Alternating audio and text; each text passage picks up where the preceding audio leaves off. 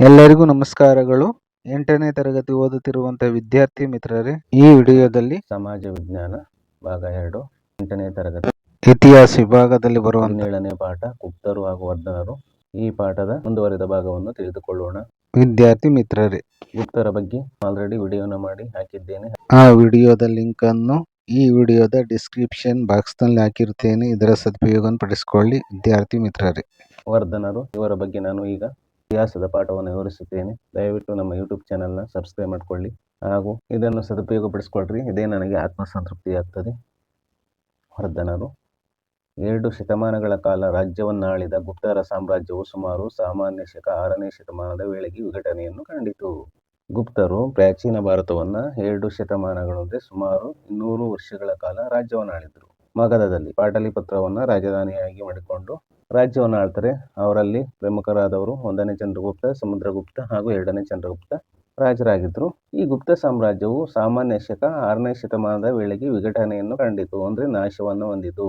ಗುಪ್ತರ ರಾಜನಾದ ಸ್ಕಂದಗುಪ್ತನ ಕಾಲದಲ್ಲಿ ನಾಶವನ್ನು ಹೊಂದುತ್ತಾ ಬಂತು. ಕೊನೆಗೆ ಬುಧಗುಪ್ತನ ಕಾಲದಲ್ಲಿ ಗುಪ್ತ ಸಾಮ್ರಾಜ್ಯ ಪರಕೀಯರಾದ ಓಣರು ನಾಶವನ್ನು ಮಾಡಿದರು. ಅನೇಕ ಪುಟ್ಟ ರಾಜ್ಯಗಳು ಈ ಸಂದರ್ಭದಲ್ಲಿ ಹುಟ್ಕೊಂಡವು. ಆ ಸನ್ನಿವೇಶದಲ್ಲಿ ಅನೇಕ ಪುಟ್ಟ ರಾಜ್ಯಗಳು ಹುಟ್ಕೋತವೆ. ಅವುಗಳಲ್ಲಿ ವರ್ಧನರ ರಾಜ್ಯವು ಒಂದು. ಇವರು 6ನೇ ಶತಮಾನದಲ್ಲಿ ಸ್ಥಾನೇಶ್ವರದಿಂದ ರಾಜ್ಯವಾಳಿದರು. ಕೆಲವು ಶಾಸನಗಳು, ಬಾಣನರ್ಷ ಚರಿತೆ ಹಾಗೂ ಚೀನಾದ ಪ್ರವಾಸಿ ವೆನ್ಸಾಂಗನ ಬರವಣಿಗೆಗಳು ಈ ಕಾಲದ ಬಗ್ಗೆ ಬೆಳಕನ್ನು ಚೆಲ್ಲುತ್ತವೆ. 6ನೇ ಶತಮಾನದಲ್ಲಿ ಗುಪ್ತ ಸಾಮ್ರಾಜ್ಯ ಅವನತಿ ಹಾದಿಯನ್ನು ಹಿಡಿದಾಗ ಉತ್ತರ ಭಾರತದಲ್ಲಿ ಅನೇಕ ಸಣ್ಣ ಪುಟ್ಟ ಸಾಮ್ರಾಜ್ಯಗಳು ಹುಟ್ಕೋತವೆ. ಅವುಗಳಲ್ಲಿ ವರ್ಧನ ಸಾಮ್ರಾಜ್ಯವು ಒಂದು. ಇವರು ಸ್ಥಾನೇಶ್ವರ ಅಂದ್ರೆ ತಾಣೇಶ್ವರದಿಂದ ರಾಜ್ಯವನ್ನು ಆಳ್ತಾರೆ. ಭಾರತದ ಭೂಪಟವನ್ನು ಗಮನಿಸಿ, ಇಲ್ಲಿ ಸ್ಥಾನೇಶ್ವರ ಬರ್ತದೆ. ಇಲ್ಲಿಂದ ವರ್ಧನರು ತಮ್ಮ ಆಳ್ವಿಕೆಯನ್ನ ಮಾಡ್ತಾರೆ. ಕೆಲವು ಶಾಸನಗಳು, ಬಾಣನರ್ಷ ಚರಿತೆ ಹಾಗೂ ಚೀನಾದ ಪ್ರವಾಸಿ ವೆನ್ಸಾಂಗನ ಬರವಣಿಗೆಗಳು ಈ ಕಾಲದ ಬಗ್ಗೆ ಬೆಳಕನ್ನು ಚೆಲ್ಲುತ್ತವೆ. ನಾವು ವರ್ಧನರ ಇತಿಹಾಸವನ್ನು ತಿಳಿಯಬೇಕು ಅಂದ್ರೆ ಕೆಲವು ಆಧಾರಗಳು ದೊರೆಯುತ್ತವೆ. ಅವುಗಳೆಂದರೆ ಬಾಣಕವಿಯ ಹರ್ಷಚರಿತೆ ಹಾಗೂ ಚೀನಾದ ಪ್ರವಾಸಿ ವೆನ್ಸಾಂಗ್ ತನ್ನ ಗ್ರಂಥವಾದ ಸಿಯುಕಿಯಲ್ಲಿ ಅನೇಕ ವಿಚಾರಗಳನ್ನು ಹರ್ಷನ ಬಗ್ಗೆ ಪ್ರಸ್ತಾಪವನ್ನು ಮಾಡಿದ್ದಾನೆ. ಇವುಗಳೆಲ್ಲವೂ ಸಹ ವರ್ಧನರ ಬಗ್ಗೆ ತಿಳಿಯಲು ನಮಗೆ ಸಹಾಯಕವಾಗ್ತದೆ. ಈಗ ವರ್ಧನ ಸಾಮ್ರಾಜ್ಯದ ಸ್ಥಾಪಕನ ಬಗ್ಗೆ ತಿಳ್ಕೊಳ್ಳೋಣ. ಪುಷ್ಯಭೂತಿ ಈ ವಂಶದ ಸಂಸ್ಥಾಪಕ, ಅಂದರೆ ವರ್ಧನ ಸಾಮ್ರಾಜ್ಯದ ಸಂಸ್ಥಾಪಕ ಪುಷ್ಯಭೂತಿ ಆಗಿದ್ದಾನೆ. ಈ ಸಂತತಿಯ ಪ್ರಮುಖ ರಾಜರು ಪ್ರಭಾಕರ ವರ್ಧನ ಹಾಗೂ ಹರ್ಷವರ್ಧನರು. ಈ ಮನೆತನದ ಪ್ರಮುಖ ದೊರೆಗಳು ಹರ್ಷನ ತಂದೆಯಾದ ಪ್ರಭಾಕರ ವರ್ಧನ ಹಾಗೂ ಸೋದರನಾದ ರಾಜವರ್ಧನ ಮರಣದ ನಂತರ ಇವನು ಸ್ಥಾನೇಶ್ವರದ ಅಧಿಪತಿಯಾದನು. ಪ್ರಾಚೀನ ಭಾರತದ ಭೂಪಟವನ್ನು ಗಮನಿಸಿ, ಇಲ್ಲಿ ಸ್ಥಾನೇಶ್ವರ ಅಂದ್ರೆ ತಾಣೇಶ್ವರ ಇಲ್ಲಿ ಬರ್ತದೆ. ಇವನ ಸೋದರಿ ರಾಜಶ್ರೀಯನ್ನು ಕನೌಜಿನ ರಾಜನಾದ ಗೃಹವರ್ಮನ್ಗೆ ಕೊಟ್ಟು ಮದುವೆ ಮಾಡಿದರು. ಇವನ ಸಹೋದರಿ ಇದ್ದಲ್ಲ ರಾಜಶ್ರೀಯನ್ನ ಕನೌಜ್ ರಾಜನಾದ ಗೃಹವರ್ಮನ್ಗೆ ಕೊಟ್ಟು ಮದುವೆಯನ್ನು ಮಾಡಿರ್ತಾರೆ. ತಾಣೇಶ್ವರ ಇಲ್ಲಿದೆ ನೋಡಿ, ಕನೌಜ್ ಇಲ್ಲಿದೆ. ಇಲ್ಲಿ ಹರ್ಷ ಆಳ್ವಿಕೆಯನ್ನು ಮಾಡ್ತಿರ್ತಾನೆ, ಇಲ್ಲಿ ಕನೌಜ್ನಲ್ಲಿ ಗೃಹವರ್ಮ ಆಳ್ವಿಕೆಯನ್ನು ಮಾಡ್ತಿರ್ತಾನೆ. ತಾಣೇಶ್ವರದಲ್ಲಿ ಆಳ್ವಿಕೆಯನ್ನು ಮಾಡುತ್ತಿದ್ದಂತಹ ಹರ್ಷವರ್ಧನನ ತಂಗಿಯಾದ ರಾಜಶ್ರೀಯನ್ನು ಮದುವೆ ಮಾಡಲಾಗಿತ್ತು. ಬಂಗಾಳದ ದೊರೆಯಾದ ಶಶಾಂಕನು ಕನೌಜಿನ ದೊರೆಯನ್ನು ಕೊಂದನು. ನಂತರ ಹರ್ಷನು ಶಶಾಂಕನನ್ನು ಸೋಲಿಸಿ ಕನೌಜನ್ನು ವಶಪಡಿಸಿಕೊಂಡನು. ಬಂಗಾಳದ ರಾಜನ ಮೇಲೆ ದಂಡೆತ್ತಿ ಹೋದನು. ಬಂಗಾಳ ಹಾಗೂ ಮಗಧ ಇವನ ಆಳ್ವಿಕೆಗೆ ಒಳಪಟ್ಟವು. ಆದರೆ ದಕ್ಷಿಣದಲ್ಲಿನ ನರ್ಮದಾ ನದಿಯನ್ನು ದಾಟಲು ಅವನಿಗೆ ಸಾಧ್ಯವಾಗಲಿಲ್ಲ. ಚಾಳುಕ್ಯ ದೊರೆ 2ನೇ ಪುಲಿಕೇಶಿಯು ಇವನ ಅತಿಕ್ರಮಣವನ್ನು ಅಲ್ಲಿಯೇ ತಡೆದನು. ಹರ್ಷವರ್ಧನನನ್ನು ಈ ಮೂಲಕ ಪುಲಿಕೇಶಿಯು ಮೆಟ್ಟಿಸಿದನು. ಇವನ ಈ ಸಾಧನೆಯು ಪುಲಿಕೇಶಿಯ ಆಸ್ಥಾನ ಕವಿಯಾದ ರವಿಕೀರ್ತಿ ರಚಿಸಿದ ಐಹೊಳೆ ಶಾಸನದಲ್ಲಿ ಉಲ್ಲೇಖವಾಗಿದೆ. ಪುಲಿಕೇಶಿಯ ವಿರುದ್ಧ ಪರಾಭವಗೊಂಡ ಹರ್ಷನ ಹರ್ಷವನ್ನು ಇದು ಇಂಗಿಸಿದೆ ಎಂದು ಅತ್ಯಂತ ರಂಜನೀಯವಾಗಿ ರವಿಕೀರ್ತಿ ವ್ಯಕ್ತಪಡಿಸಿದ್ದಾನೆ.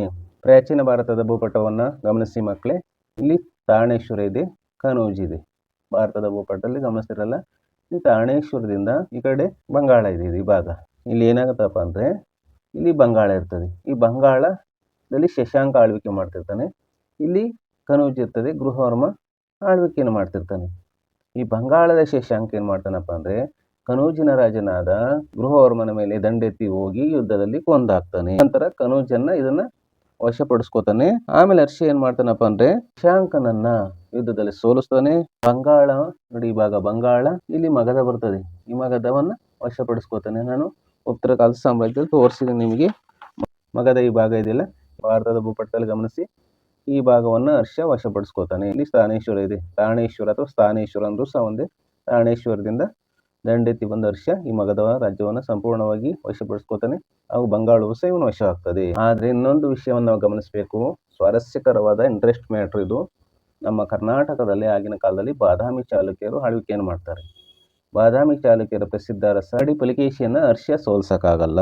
ಯಾಕೆಂದ್ರೆ ಪತೇಶ್ವರನೆನಿಸಿದ ಹರ್ಷವರ್ಧನನು ದಕ್ಷಿಣವನ್ನು ಗೆಲ್ಲಬೇಕು ಅಂತ ಆಸೆಯಿಂದ ಬರ್ತಾ ಇರ್ತಾನೆ ಇಲ್ಲಿ ಮದ ನದಿ ಇದೆಯಲ್ಲ ಈ ಭಾಗಕ್ಕೆ. ಹಾಗೆ ದಕ್ಷಿಣದಲ್ಲಿ ಚಾಲುಕ್ಯರ ಆಳ್ವಿಕೆ ಇರ್ತದೆ. ಎರಡನೇ ಇಮ್ಮಡಿ ಪುಲಿಕೇಶಿ ರಾಜ ಆಗಿರ್ತಾನೆ. ಇವನು ಸಹ ಉತ್ತರ ಭಾರತವನ್ನು ಗೆಲ್ಲಬೇಕು ಅಂತ ಹೇಳಿ ನರ್ಮದಾ ನದಿಯ ಹತ್ತಿರ ಬರ್ತಾನೆ. ಈ ಎರಡೂ ಸೈನ್ಯಗಳು ನರ್ಮದಾ ನದಿಯ ಹತ್ತಿರ ಮುಖಾಮುಖಿಯಾಗ್ತವೆ. ಮುಖಾಮುಖಿಯಾಗಿ ಎರಡೂ ಸೈನ್ಯಕ್ಕೆ ಯುದ್ಧ ನಡೆದು ಹರ್ಷನು ಈ ಯುದ್ಧದಲ್ಲಿ ಸೋಲ್ತಾನೆ. ಹಾಗೆಯೇ ನರ್ಮದಾ ನದಿ ಹರ್ಷವರ್ಧನನ ಸಾಮ್ರಾಜ್ಯದ ಬಾರ್ಡರ್ ಆಗ್ತದೆ. ಎಲ್ಲಿ ಆಗ್ತದೆ ಇಲ್ಲಿ ಗಮನಿಸಿ, ಚಿತ್ರದಲ್ಲಿ ಗಮನಿಸಿದ್ರಲ್ಲ. ಈ ಸಾಧನೆಯನ್ನು ಯಾರು ಹೇಳಿದನಪ್ಪ ಅಂದ್ರೆ, ಸಾಧನೆಯನ್ನ ಅಂದ್ರೆ ಇಮ್ಮಡಿ ಪುಲಿಕೇಶಿಯ ಅಂದ್ರೆ ಎರಡನೇ ಪುಲಿಕೇಶಿಯ ಆಸ್ಥಾನ ಕವಿಯಾದ ರವಿಕೀರ್ತಿ ರಚಿಸಿದ ಐಹೊಳೆ ಶಾಸನದಲ್ಲಿ ಉಲ್ಲೇಖವಾಗಿದೆ. ಐಹೊಳೆ ಶಾಸನವನ್ನ ನೀವು ಅಲ್ಲಿ ಹೋದಾಗ ನೋಡಿ, ಬಾದಾಮಿ ಹತ್ರ ಐಹೊಳೆ ಬರ್ತದೆ.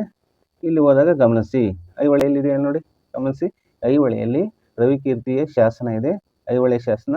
ಇದರಲ್ಲಿ ಹರ್ಷ ಮತ್ತು ಇಮ್ಮಡಿ ಪುಲಿಕೇಶಿ ನಡುವೆ ನರ್ಮದಾ ನದಿ ತಟದಲ್ಲಿ ನಡೆದಂತ ಯುದ್ಧದ ಬಗ್ಗೆ ವರ್ಣನೆ ಇದೆ. ಗಮನಿಸಿ ನೀವು ಐಹೊಳೆಗೆ ಹೋದಾಗ ಮಕ್ಕಳೇ. ರವಿಕೀರ್ತಿ ಐಹೊಳೆ ಶಾಸನದಲ್ಲಿ ಹರ್ಷನ ಸಂತೋಷವನ್ನು, ಹರ್ಷ ಅಂದ್ರೆ ಸಂತೋಷವನ್ನು ಇಂಗಿಸಿತೆಂದು ಅಂದ್ರೆ ಕಡಿಮೆ ಮಾಡಿತೆಂದು ಅತ್ಯಂತ ರಂಜನೀಯವಾಗಿ ಅಂದ್ರೆ ಮನೋಜ್ಞವಾಗಿ ಸೊಗಸಾಗಿ ರವಿಕೀರ್ತಿಯು ಐಹೊಳೆ ಶಾಸನದಲ್ಲಿ ಬರೆದಿದ್ದಾನೆ. ವರ್ಧನರ ರಾಜ ಆಳ್ವಿಕೆ ಅಂತ ತಿಳಿದುಕೊಳ್ಳೋಣ ಮಕ್ಕಳೇ.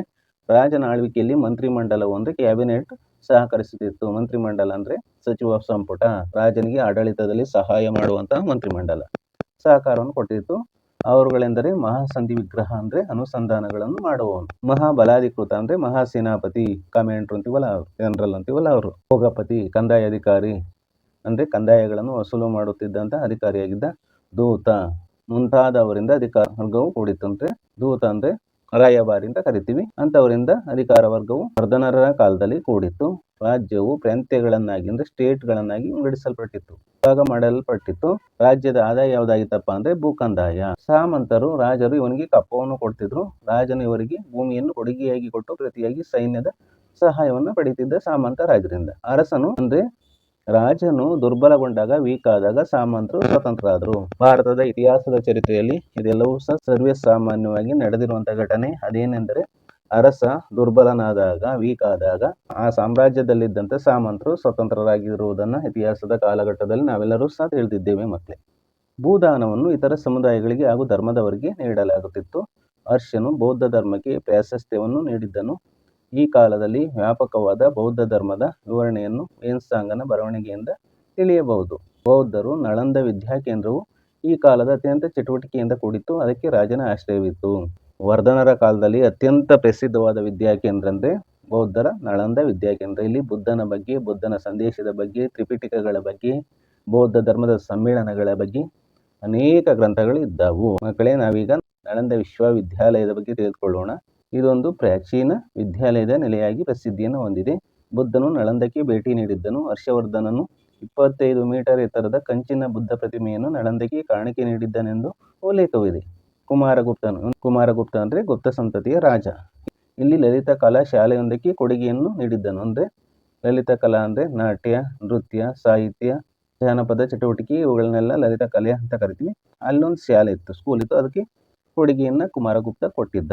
ಇಲ್ಲಿ ಬೌದ್ಧ ಕವಿಗಳಿದ್ರು, ಬೌದ್ಧ ವಿದ್ವಾಂಸರಿದ್ರು. ಅವರುಗಳೆಂದ್ರೆ ನಾಗಾರ್ಜುನ ಮತ್ತು ಧರ್ಮಪಾಲರೆಂಬ ಪ್ರಸಿದ್ಧ ವಿದ್ವಾಂಸರು ಬೋಧಿಸಿದ್ರು, ಟೀಚಿಂಗ್ ಮಾಡಿದ್ರು, ಇಲ್ಲಿ ಟೀಚರ್ ಆಗಿದ್ರು. ಚೀನಾದ ಪ್ರವಾಸಿಗ ವೇನ್ಸಾಂಗನು ಇಲ್ಲಿಗೆ ಭೇಟಿ ನೀಡಿ ಕೆಲ ಕಾಲವಿದ್ದನು. ಚಿತ್ರದಲ್ಲಿ ಗಮನಿಸಿ, ಇವನೇ ವೇನ್ಸಾಂಗ್. ಇವನನ್ನ ಯಾತ್ರಿಕ ರಾಜ ವೇನ್ಸಾಂಗ್ ಅಂತ ಕರೀತಾರೆ. ಇವನು ಚೀನಾ ದೇಶದಿಂದ ಭಾರತಕ್ಕೆ ಅಂದಿನ ತಾಣೇಶ್ವರಕ್ಕೆ ಬಂದಿರ್ತಾನೆ ಬೌದ್ಧ ಧರ್ಮದ ಅಧ್ಯಯನಕ್ಕಾಗಿ. ಇವನ ಗ್ರಂಥ ಸಿಯುಕಿ. ಇವನನ್ನ ಯಾತ್ರಿಕ ರಾಜ ಅಂತ ಕರೀತಾರೆ. ಈ ನಳಂದ ವಿಶ್ವವಿದ್ಯಾನಿಲಯದ ಬಗ್ಗೆ ಅನೇಕ ವರ್ಣನೆಯನ್ನ ವೇನ್ಸಾಂಗ್ ಮಾಡಿದ್ದಾನೆ.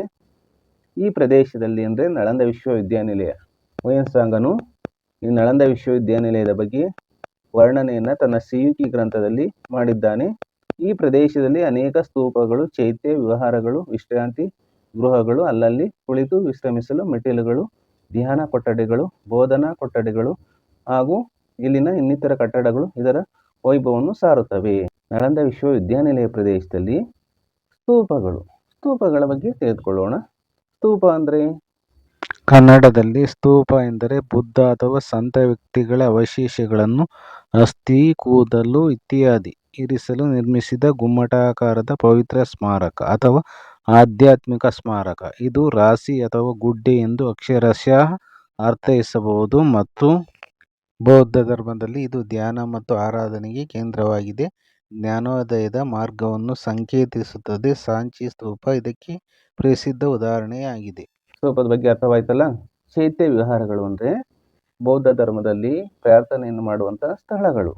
ಈ ನಳಂದ ವಿಶ್ವವಿದ್ಯಾನಿಲಯದಲ್ಲಿ ಇದ್ದವು. ಹಾಗೂ ವಿಶ್ರಾಂತಿ ಗೃಹಗಳು, ಗೆಸ್ಟ್ ಹೌಸ್ ಅಂತೀವಲ್ಲ ಅದು, ರೆಸ್ಟ್ ರೂಮ್ಸ್, ಅಲ್ಲಲ್ಲಿ ಕುಳಿತನೆಯನ್ನು ಮಾಡುವಂತಹ ಸ್ಥಳಗಳು ಈ ನಳಂದ ವಿಶ್ವವಿದ್ಯಾನಿಲಯದಲ್ಲಿ ಇದ್ದವು. ಹಾಗೂ ವಿಶ್ರಾಂತಿ ಗೃಹಗಳು, ಗೆಸ್ಟ್ ಹೌಸ್ ಅಂತೀವಲ್ಲ ಅದು, ರೆಸ್ಟ್ ರೂಮ್ಸ್, ಅಲ್ಲಲ್ಲಿ ಕುಳಿತು ವಿಶ್ರಮಿಸಲು ಮೆಟ್ಟಿಲುಗಳು, ಸ್ಟೆಪ್ಸು ಸಹ ಇಲ್ಲಿದೆ ಗಮನಿಸಿ.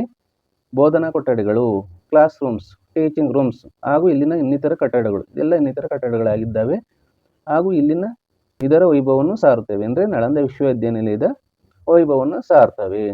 ಗುಪ್ತ ದೊರೆಗಳು ಹಾಗೂ ಹರ್ಷವರ್ಧನ ಇದರ ಸುಪ್ರಸಿದ್ಧ ಪೋಷಕರು. ಈ ನಳಂದ ವಿಶ್ವವಿದ್ಯಾನಿಲಯವನ್ನು ಪೋಷಿಸಿ ಬೆಳೆಸಿದವರೆಂದರೆ ಗುಪ್ತ ಸಾಮ್ರಾಜ್ಯದ ರಾಜರುಗಳು ಹಾಗೂ ರಾಣೇಶ್ವರದ ಹರ್ಷವರ್ಧನ ಪ್ರಸಿದ್ಧವಾದ ಪೋಷಕರಾಗಿದ್ದಾರೆ ನಳಂದ ವಿಶ್ವವಿದ್ಯಾನಿಲಯವನ್ನು ಕಟ್ಟಿ ಬೆಳೆಸುವುದರಲ್ಲಿ.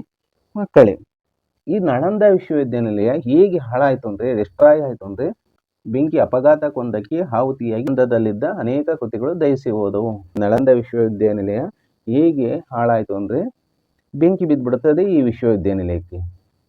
ಇದರಿಂದ ಈ ವಿಶ್ವವಿದ್ಯಾನಿಲಯದಲ್ಲಿದ್ದಂತಹ ಅನೇಕ ಗ್ರಂಥಗಳು, ಪುಸ್ತಕಗಳು ಬೆಂಕಿಯಲ್ಲಿ ಸುಟ್ಟು ಕರಕಲಾಗಿ ಹಾಳಾಗಿ ಹೋಗ್ತವೆ. ಇಂತಹ ವೈಭೋಗವನ್ನು ಕಂಡಿದ್ದಂತಹ ನಳಂದ ವಿಶ್ವವಿದ್ಯಾಲಯವು ಹಾಳಾಗಿ ಹೋಗ್ತದೆ. ಇದು ಭಾರತದ ಚರಿತ್ರೆಯಲ್ಲಿ ಅತ್ಯಂತ ದುರದೃಷ್ಟಕರವಾದ ಸಂಗತಿಯಾಗಿದೆ. ಮಕ್ಕಳೇ, ಇದುವರೆಗೂ ಅಧ್ಯಾಯ 17 ಗುಪ್ತರು ಹಾಗೂ ವರ್ಧನರು, ಈ ಪಾಠದಲ್ಲಿ ವರ್ಧನರು ಇವರ ಬಗ್ಗೆ ಸವಿಸ್ತಾರವಾಗಿ ವಿವರಿಸಿದ್ದೇನೆ. ಈ ವಿಡಿಯೋವನ್ನು ನೀವು ತುಂಬ ಆಲಿಸಿ, ನಿಮಗೆ ಅನುಕೂಲವಾಗ್ತದೆ. ಗುಪ್ತರು ಭಾಗ 1 ವಿಡಿಯೋದ ಲಿಂಕ್ ಅನ್ನು ವರ್ಧನರು ವಿಡಿಯೋದ ಡಿಸ್ಕ್ರಿಪ್ಷನ್ ಬಾಕ್ಸಿನಲ್ಲಿ ಹಾಕಿರುತ್ತೇನೆ. ಇದರ ಸದುಪಯೋಗವನ್ನು ಪಡಿಸಿಕೊಳ್ಳಿ ವಿದ್ಯಾರ್ಥಿಗಳೇ. ಈ ವಿಡಿಯೋವನ್ನು ಲೈಕ್ ಮಾಡಿ, ಕಮೆಂಟ್ ಮಾಡಿ, ಹಾಗೂ ನಿಮ್ಮ ಸ್ನೇಹಿತರೊಂದಿಗೆ ಅಂದರೆ ಗೆಳತಿಯರೊಂದಿಗೆ, ಫ್ರೆಂಡ್ಸ್ಗೆ ಹಂಚಿಕೊಳ್ಳಿ, ಶೇರ್ ಮಾಡಿ. ನಮ್ಮ ಯೂಟ್ಯೂಬ್ ಚಾನಲ್ನ ಸಬ್ಸ್ಕ್ರೈಬ್ ಮಾಡಿಕೊಳ್ಳಿ. ಎಲ್ಲರಿಗೂ ಸಹ ಧನ್ಯವಾದಗಳು.